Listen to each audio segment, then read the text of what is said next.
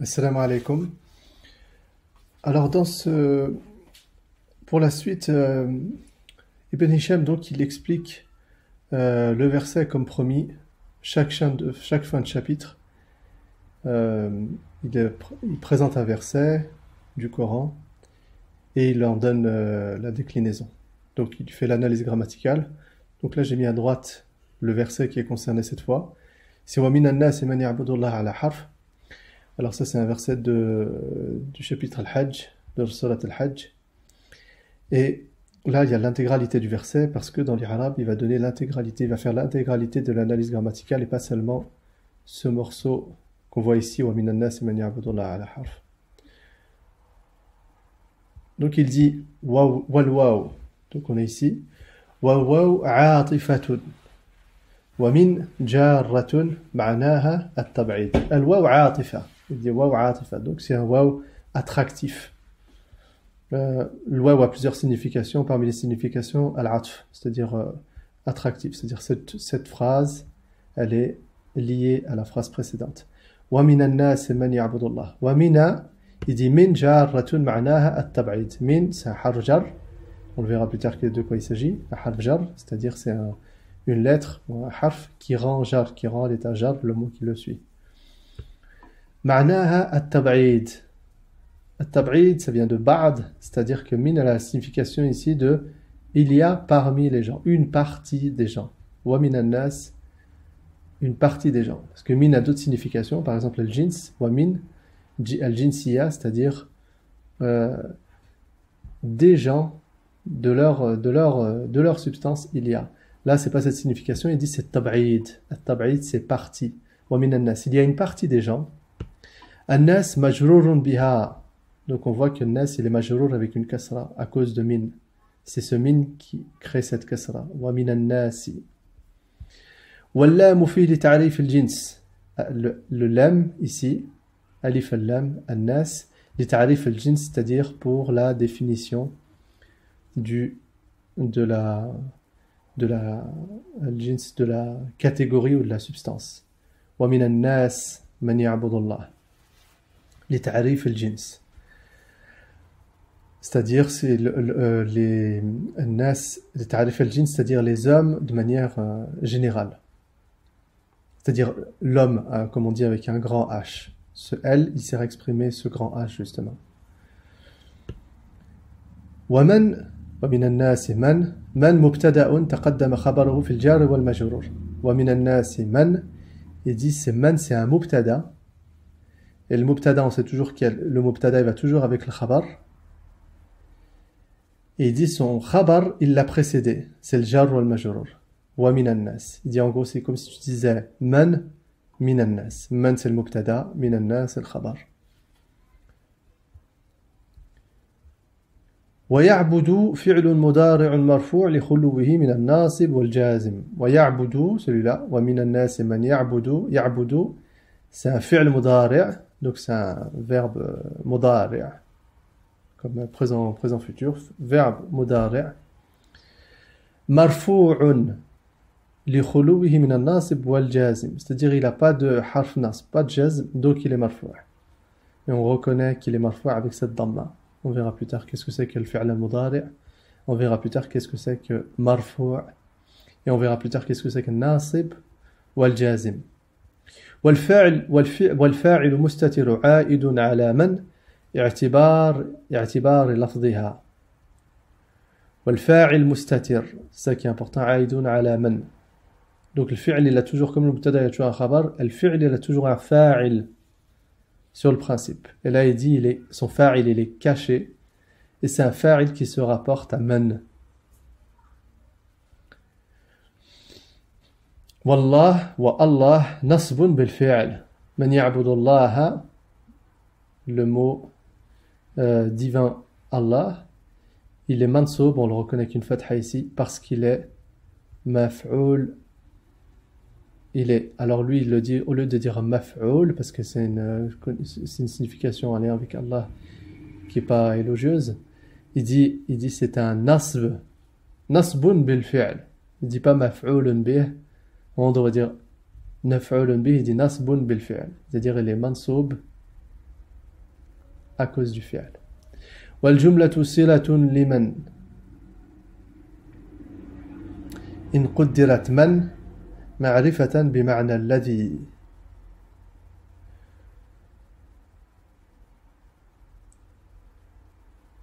والجملة صلة لمن.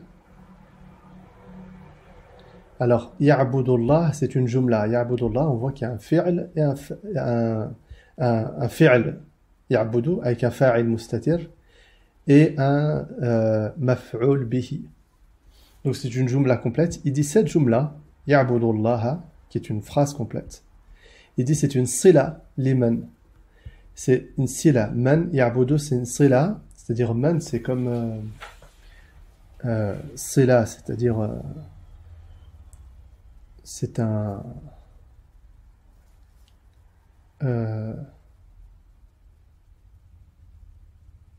alors c'est traduit à traduire, j'ai pas la traduction de sila, man ya'budullah ala harf, on verra plus tard une traduction. Mais en gros, ya'budu, on appelle ça en arabe, ya'budullah, cette jumla, c'est une sila de man. Il dit, in quddirat man ma'rifatan bima'na alladhi. C'est-à-dire, si man a la signification de alladhi, de celui que. Il dit ça, c'est une sila, si man, c'est un ma'rifa, il est défini et il a la signification de l'adi, ceux qui adorent Allah. Par contre, il dit wasifatun in qaddirat nakiratan bima'na nas. Il dit sinon cette jumla, c'est une sifa, c'est une description de ces gens. Ya'budullah. Wa minan nas, c'est qui ces gens? Ces gens, nas, ils sont décrits par ya'budullah. Si man, c'est une nakira. Et on considère que c'est une sifa, si man est une nakira, c'est pas une. Elle n'a pas la signification de alladhi. Alladhi, wa sifatun in quddirat nakiratan bima'na nas. C'est-à-dire, wa minan nas, c'est comme si on disait, dans la première interprétation, on va dire, wa minan nas, alladhina ya'budullah. C'est-à-dire, il y a parmi les gens ceux qui adorent Allah.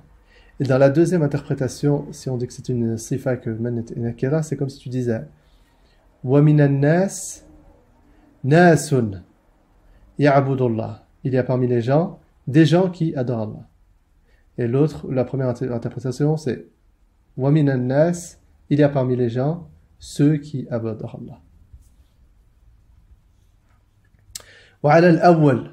Donc dans l'interprétation que man veut dire alladhi, qui veut dire ce. وعلى الأول فلا موضع لها وكذا كل جملة وقعت صلة. À chaque fois qu'on a une jumla qui est une sila, par exemple alladhina ya'budun Allah, alladhina ya'budun Allah, ou bien alladhi ya'budun Allah, toutes les phrases qui suivent alladhi et man, qui sont ce qu'on appelle des sila, elles n'ont pas de déclinaison supposée. On verra plus tard ce que c'est que al-mawdi'. Mawdi'a raf'. وعلى الأول فلا موضع لها وكذا كل جملة وقعت صلة. C'est une règle dans la langue arabe, c'est que toutes les phrases qui suivent alladhi ou bien qui suivent un ism mawsoul, elles n'ont pas de mawdi', c'est-à-dire on va jamais dire dans la déclinaison, on suppose que à la place de ça il y a un nasb, ou à la place de ça il y a un raf'. وعلى الثاني موضعها رفع. Et dans le deuxième cas, c'est-à-dire qu'on suppose que si on dit que man c'est juste la signification de nas, alors man nas ya'budullah mawdi'a raf', il dit sa place ici de cette jumla c'est un raf'. وكذا كل صفة فإن تتبع موصوفها. Parce qu'on dit que man il est marfu', donc cette jumla elle est comme si elle était à la place d'un ismun marfu' parce que c'est un descriptif de man. Sifa. On verra cette notion de sifa et matbou' dans le chapitre sur le na'at wal man'ut. Et man, cette question sur la sila, man alladhi, on le verra dans l'ism al-mawsoul, et il le décrit Allahu a'lam dans Shudhr al-Dhahab. Il l'explique en tout cas. Wa ala harf, ici. جار ومجرور في موضع نصب على الحال.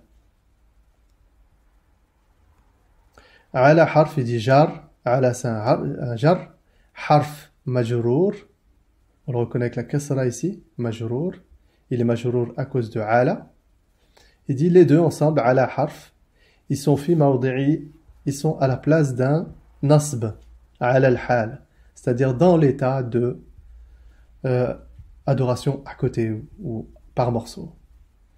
Ay mutatarrifan, mustawfizan. فإن الفاء عاطفة. فإن, alors ça c'est la suite. Il dit mutatarrifan, c'est la signification de ala al-hal, ay mutatarrifan mustawfizan, dans l'état de adoration de quelque chose qui, comme on disait en français, un peu à l'arrache, considéré, mais ça c'est secondaire, voilà, de côté. فإن الفاء عاطفة. Alfa, comme on a dit le waw atifa, il a dit la même chose. Fa atifa. C'est-à-dire que la phrase qui est là, elle est liée à la phrase qui est ici. فإن أصابه. Alors il dit فإن الفاء عاطفة وإن حرف شرط حرف شرط. إن حرف شرط. C'est une lettre conditionnelle. Un non conditionnel. فإن conditionnel.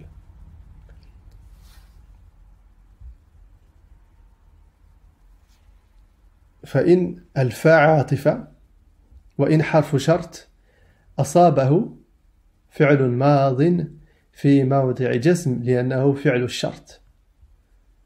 فإن أصابه, alors il dit أصابه فعل ماض, c'est un verbe passé. Et il dit sa place, il dit il a la place d'un jazm parce qu'il est fi'l shart, il est le verbe du conditionnel. فإن, c'est le conditionnel, in, il implique le conditionnel. Tous les verbes qui sont après in, ils sont au jazm, c'est-à-dire qu'ils sont pas raf', ils sont pas nasb, mais ils sont jazm.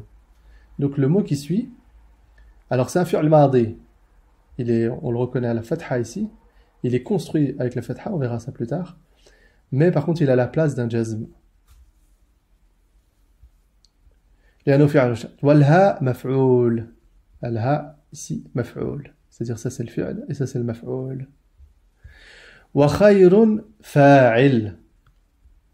فإن أصابه خير. C'est-à-dire si un bien lui est arrivé. خير, il est fa'il, c'est le bien qui fait l'action. خير. Donc on voit ces deux dhamma parce que c'est خير qui fait l'action. خير qui est arrivé. Et lui il l'a subi. Donc qui est-ce qui fait l'action? C'est ce khayr. C'est le khayr qui lui est arrivé. Donc lui il fait l'action. Il est marfou', on le reconnaît ici. فإن الفاء عاطفة وإن حرف شرط أصابه فعل الماض في موضع جزم لأنه فعل الشرط والها مفعول به وخير فاعل واطمأن فعل ماض. اطمأن فعل ماض والفاعل مستتر. Alors dans les arabes il aurait dû préciser, mais comme il est à la recherche Ibn Hisham de la concision, il veut faire le plus court possible, mais il aurait dû dire que tma'anna c'est jawab al-shart. اطمأن به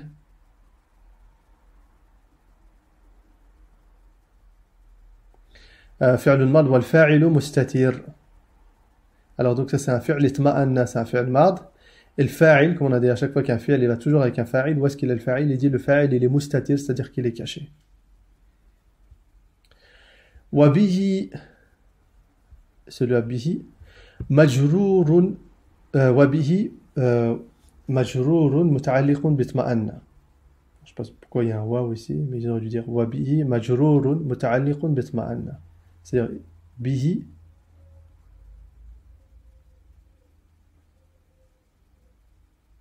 il est alors peut-être que l'éditeur a peut-être qu'il y a quelque chose, on aurait dû dire jar wa majrur. Bi c'est le jar et ha il est majrur.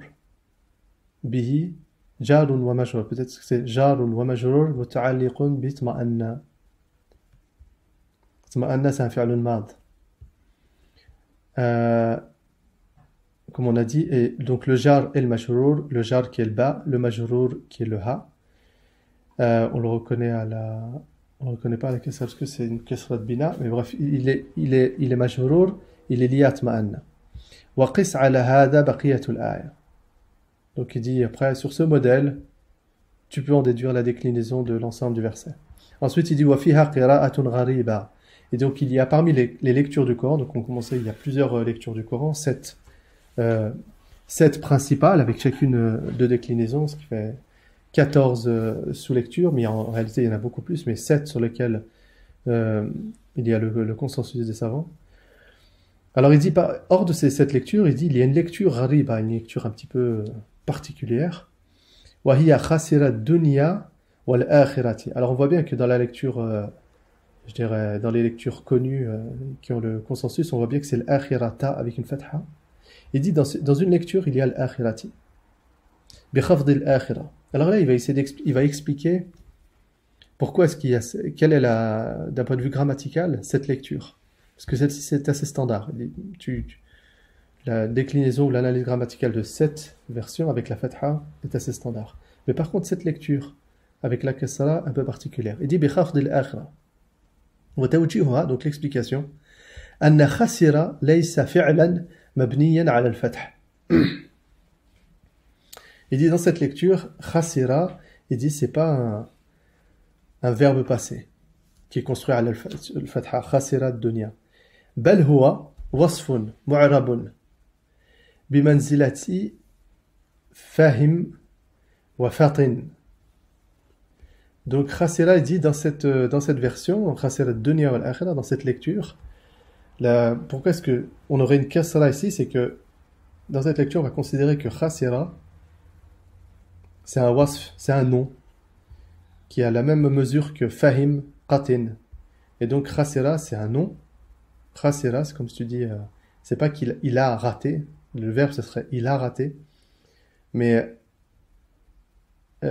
si c'est un nom, ce serait le nom de il a raté, donc un rateur entre guillemets, rateur de dunya, donc il a raté ce bas monde, rateur de ce bas monde si on devait traduire littéralement.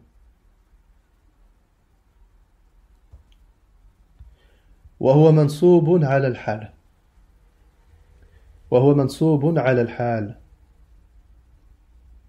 Il dit il est mansoub, c'est un nom qui est mansoub. انقلب على وجه خاسرة, dans l'état de khasira, dans l'état de rateur en gros. C'est pour ça qu'on voit une fatha, il dit que ça c'est un nom mansoub avec une fatha. ونظيره قراءة الأعرج.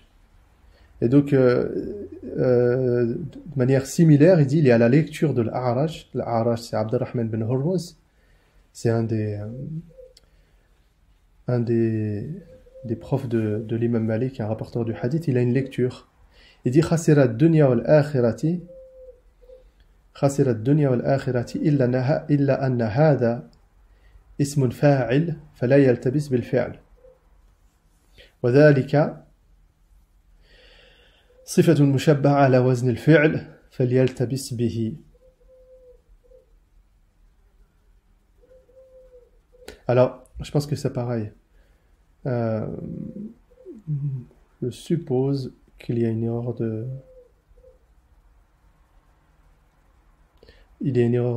l'éditeur. Ça devrait être, parce que s'il dit que c'est ismul fa'il, on devrait dire. Donc la lecture de l'A'raj, ça devrait être khasiru ad-dunya wal-akhirati. Khasiru ismun fa'il, khasiru, c'est-à-dire, si on dit khasiru, khasir ad-dunya, c'est-à-dire le rateur, khasir ad-dunya, c'est un peu moins emphatique, c'est juste ismul fa'il, sifatul mushabbaha, c'est plus emphatique. Mais là, ismul fa'il, khasiru ad-dunya, c'est-à-dire celui qui rate ad-dunya, la vie d'ici-bas. Illa anna hadha ismun fa'il, fala yaltabis bil fi'l. Il dit que ça c'est un ismul fa'il, il n'y a pas de confusion avec le fi'al. Il dit, dans la lecture en gros de l'A'raj, khasiru dunya, il dit il n'y a aucune ambiguïté, parce qu'on voit bien que khasiru dunya, wal akhirati, khasiru c'est un ismul fa'il, et on voit bien que l'akhira, il est majrour avec ismul fa'il. Il dit par contre, dans la lecture khasira ad-dunya wal akhira, khasira ad-dunya wal akhira, c'est un peu plus khasira ad-dunya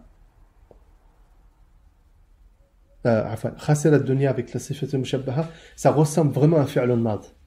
Alors que là, il n'y a aucune ambiguïté avec le fait que ce soit un fi'l mad, parce que ça aurait été khasara sans la kasra. Bref, ça ressemble pas du tout à un verbe passé. Ça ressemble exactement à un verbe passé. C'est un wazn d'un verbe passé. Donc il dit là, ici, il n'y a aucune ambiguïté.